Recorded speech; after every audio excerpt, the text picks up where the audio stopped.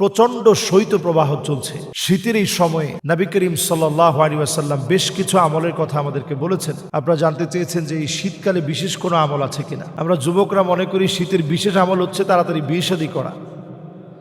এটা শুধু শীতকালের আমল না, শীতকালের বিশেষ আমল হচ্ছে এটাকে গনিমাতুন বারিদাতুন বলা হয়েছে। আল্লাহর পক্ষ থেকে দেওয়া শীতকালের একটা গনিমত। এই সময়ে আসিয়ামু ফিশশিতা গনিমাতুন বারিদা, শীতকালে একটু রোজা রাখা এটা হচ্ছে শীতকালের গনিমত। অন্য হাদিসের ভিতরে আসছে রবিউল মুমিন, এটা মুমিনদের জন্য হচ্ছে বসন্তকাল। এই সময় আপনি রোজা রাখবেন, রোজা রাখার চেষ্টা করবেন। যেমন আমাদের এখন সুযোগ আছে শনি রবি সোম, এই 3 দিন হচ্ছে আইয়ামে বিদ। এই 3 দিন আপনি সাহরি খান, রোজা রাখার চেষ্টা করেন। যদি আপনি এই 3 দিন রোজা রাখতে পারেন, সুবহানাল্লাহ বিহামদিহি, এই শীতকালের একটা গনিমত আপনি পেয়ে গেলেন। যুদ্ধলব্ধ গনিমত পেলে যেমন সাহাবায়ে কেরাম খুশি হয়ে যেতেন, আপনি খুশি হয়ে যাওয়া দরকার। আমাদের সামনে সুযোগ আছে 13, 14, 15 আইয়ামে বিদের রোজা আমরা রাখার চেষ্টা করি। আমরা প্রত্যেকেই রাখতে পারবো ইনশাল্লাহ, একটু নিয়ত করলেই হবে। এরপরে এই শীতকালের আরো একটি আমল হচ্ছে, এই যে কষ্টের ভিতরে অনেকে দেখবেন অজু করে, ইসবাগুল উযু আলাল মাকারি, কষ্ট করে একটু অজুর পানিগুলা সুন্দরভাবে অঙ্গ প্রত্যঙ্গগুলা সুন্দরভাবে ধৌত করা, এটা এই সময়ের অনন্য দাবি। সুন্দর করে ঘষে ঘষে আপনি অঙ্গ প্রত্যঙ্গগুলা ধৌত করেন। হাদিসের ভিতরে আসছে এই সময়ের এই অজুটা আল্লাহর কাছে অনেক দামি হবে। এবং অজুর এই পানিগুলা গুররান মুহাজ্জালিনা মিনাল ওযু, এই পানিগুলা জকজক করে উঠবে, চকচক করে উঠবে। নবীজি অজুর এই পানিগুলো দেখে আপনাকে আমাকে চিনবেন। কাজেই এই সময়ে সুন্দর করে অজু করা, সুন্দর করে অজু বানায়া নামাজ পড়া, এটা গনিমত লাভ করার মতো। এজন্য আমরা এই শীতকালের সময়টাকে কাজে লাগাবো। আমরা কোরআনুল কারীম তেলাওয়াত করব, জিকির আজকার করব, ঠান্ডা থেকে বেঁচে থাকার চেষ্টা করব। এবং এই সময়টাতে আমরা যেভাবে রোজা রেখেছি, রোজা রাখার পাশাপাশি জামাতের সাথে নামাজ পড়ব। এশার নামাজটা নবীজি চাইতেন। আমা ইয়াখশাল্লাযী, নবীজি বলতেছেন লাউলা আনা শুক্কা আলা উম্মতি, যদি আমার উম্মতের উপর এটা কষ্ট না হতো, লা আমারতুহুম, তাহলে আমি অর্ডার করতাম আইয়ুসাল্লিয়া সালাতাল ইশা, এশার নামাজটা তোমরা যেন পড়ো সুলুসাল লাইল, এই শীতকালে যেন একটু দেরি করে রাতের শেষ ভাগে যেন তোমরা এশার নামাজ পড়ো। তো এটা তো আসলে আমাদের জন্য একেবারেই কঠিন।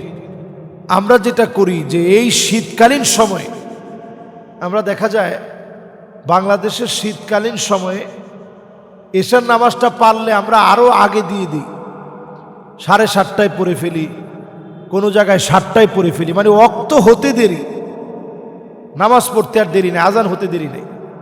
অথচ এই সময়টাতে আমাদের উচিত একটু বেশি পরিমাণে আমরা পারলে জিকির আজকার করে এশার নামাজটা একটু দেরিতে পড়ব। এটাও একটা সুন্নাহসম্মত আমল। এই আমলগুলো আমরা শীতকালীন সময়ে আমরা করার চেষ্টা করি। এই আমলগুলো আমরা বেশি বেশি করি, জিকির আজকার সহ আমরা এই সময়টাকে গনিমত মনে করে আমলের মধ্য দিয়ে কাটানোর চেষ্টা করি।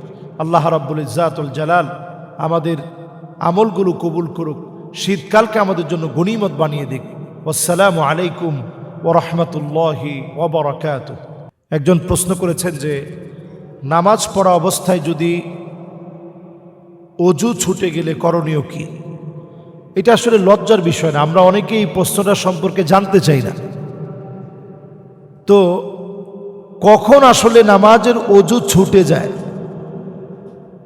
যদি কখনো আপনার কাছে এমন মনে হয় হাত্তা তাজিদ রিহাহু, আপনার কোনো কিছু বের হয়েছে, সেটার দুর্গন্ধটা আপনি আপনার নাক দিয়ে পেয়েছেন, অথবা হাত্তা তাসমা সাউতাহু, শব্দটা আপনার কান দিয়ে শুনেছেন, অনেক সময় হয় যে আপনি একটু মোটা মানুষ, নড়াচড়া করতে গেলে আপনার কাছে মনে হয় যে কিছু একটা মনে হয় বের হয়েছে, কিন্তু আদৌ কোনো কিছু হয় নাই।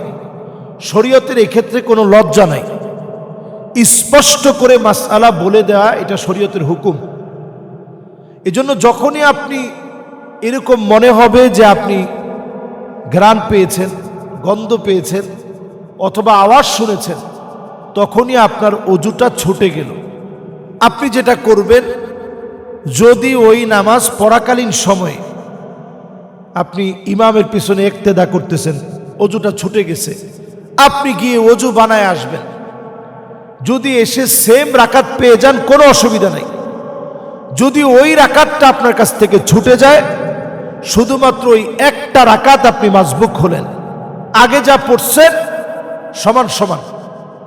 যদি কারোর সঙ্গে আপনার কথা না হয়, অজু করতে গিয়ে কারোর সঙ্গে আপনি কথা বলবেন না, চুপচাপ আপনি, ইমাম দাঁড়িয়ে আছে, আপনি যেখানে দাঁড়াইছেন ওইখান দিয়ে চলে যাবেন।